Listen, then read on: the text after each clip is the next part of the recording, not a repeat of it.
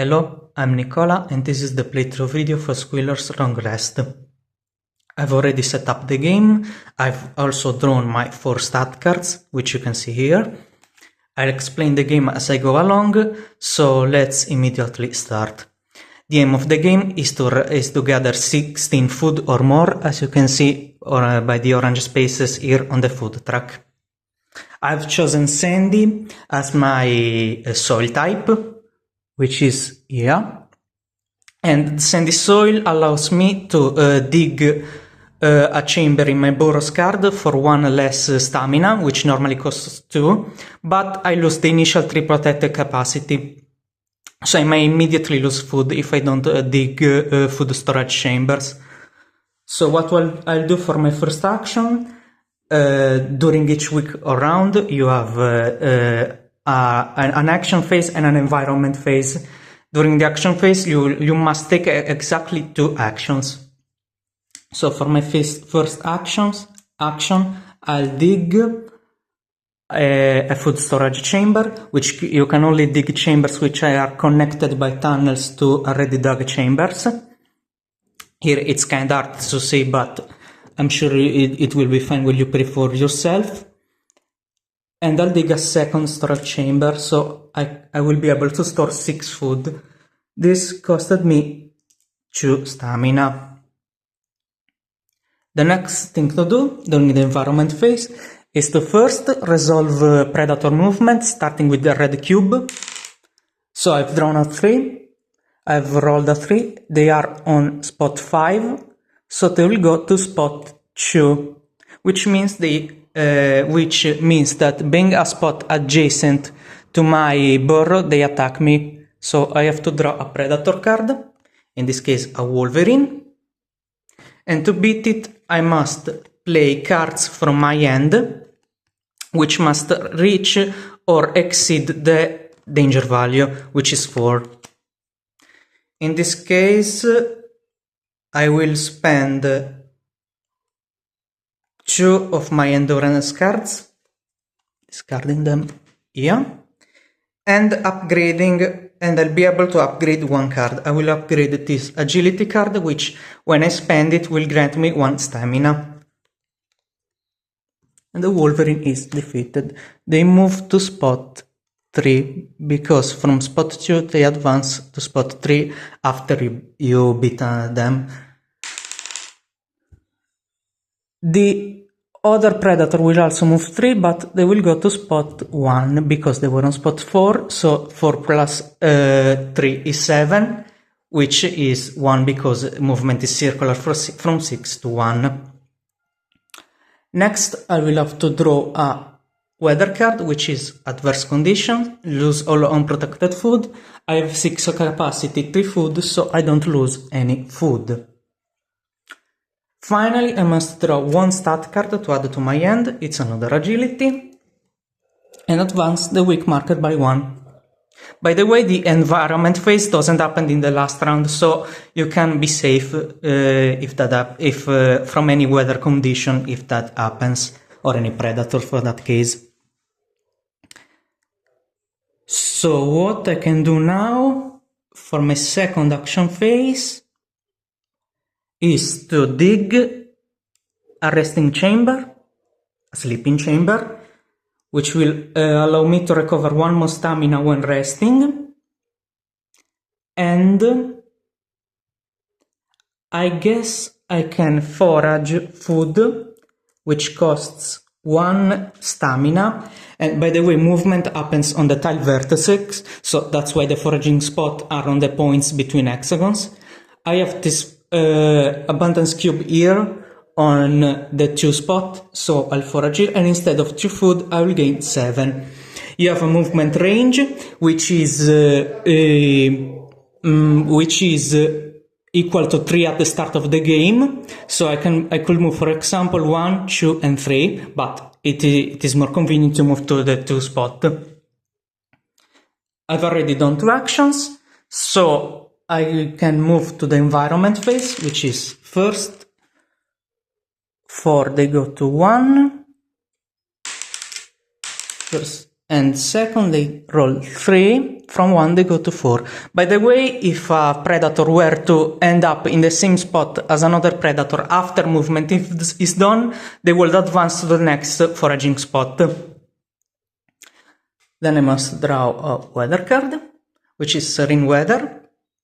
And not only does this allow me to not lose food, but I can also place an abundance cube if the spot I roll is not occupied. In this case, it's not, because I rolled a 6. I got to draw another stat card, which is a 2 of the endurance, and move the marker. Alright, so I will first dig my last food storage chamber. Then I will rest because I need to gain more stamina. So I gain 2 stamina and 1 for my sleeping chamber. I will also recover 1 health, but I'm at full health, so I don't have to. Or rather, I can't. Okay, so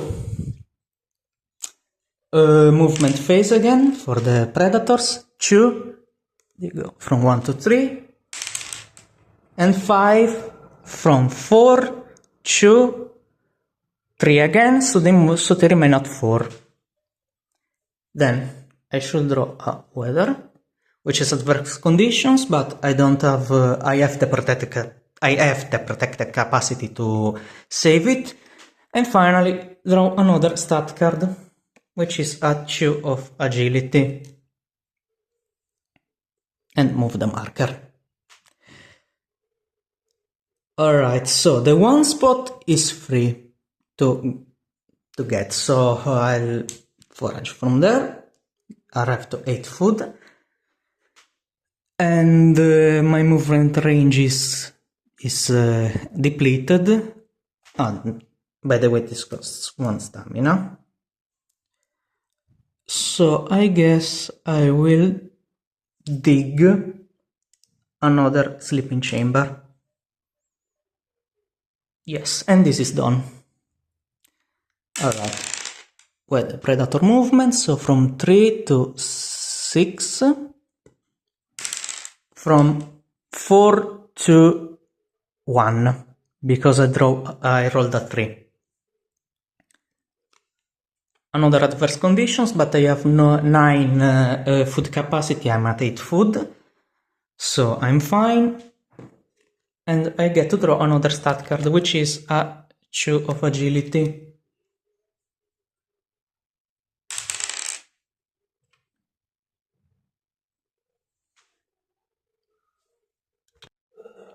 So I've just remembered something. Your stat card end size is limited to 4, so I've shuffled and returned to the draw pile the 2 cards, the last 2 cards I've drawn. So we're at week 5. Yes, we're at week 5. I'm at 8 food. My burrow is almost completed. I will first forage from spot 6, but there's a predator, so first I have to resolve the predator encounter. It's a brown bear, which has 5 of danger, 3 damage. Might spend stamina to reduce danger by 1 per point spent. I won't need it because I will spend my 2. I won't do that. I will spend 1 endurance and 1 agility. Defeat the brown bear. Gain 1 stamina in return, but I've spent the same stamina to forage, so okay. And this moves from spot 1 to spot 2. By the way, they won't attack you if they end up in a spot after fleeing, in quotations. So I've removed the cube, I'll gain 4 food, arriving to 12. And I will rest again to recover stamina. I will recover 4 stamina. Alright. So let's move the predators. The red predator moves 1, 2, 3. It's not adjacent to the burrow. And this moves to spot 6, which is also not adjacent to the burrows. Setting weather, so I can see it's spot 6, which is already occupied by an abundance cube. I will have to draw one stat card because I'm below the limit, and I will advance the round marker. Alright, so for my next action,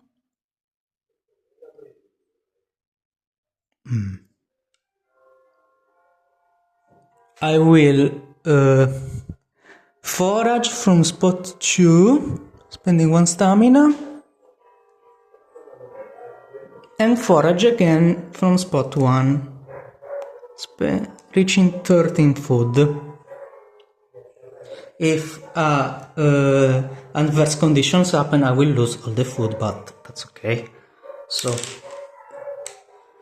3 for this, which goes to spot 6.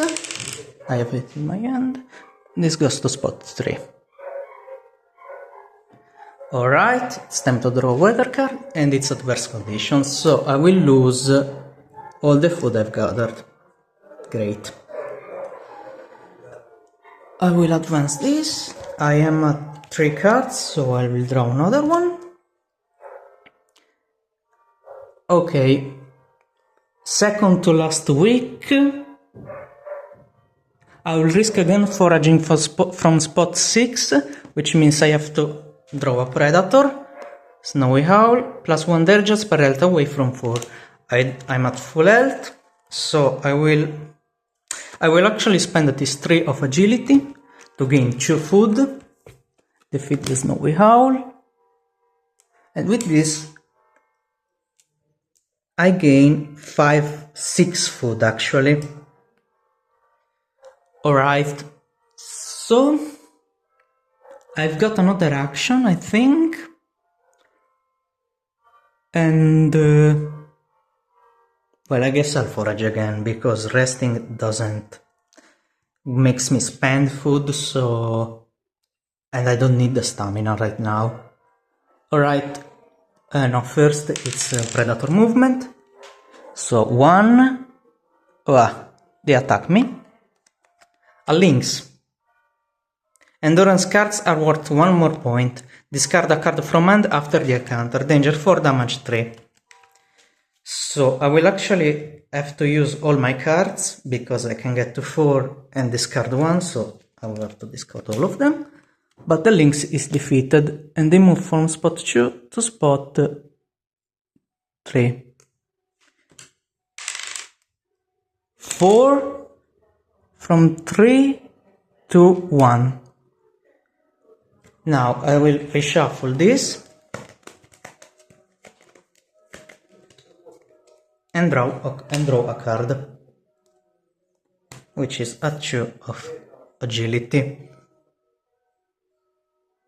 Alright, last week. Oh no, I haven't drawn the, which is serene weather. So I've basically already won, because the environment phase doesn't happen in the last round. And I'm already at 17 food. But I must still take 2 actions. So the actions I'll take will be, well, to forage from spot 2, exceeding the count, but I mean, and dig, I guess, because it doesn't really matter at this point.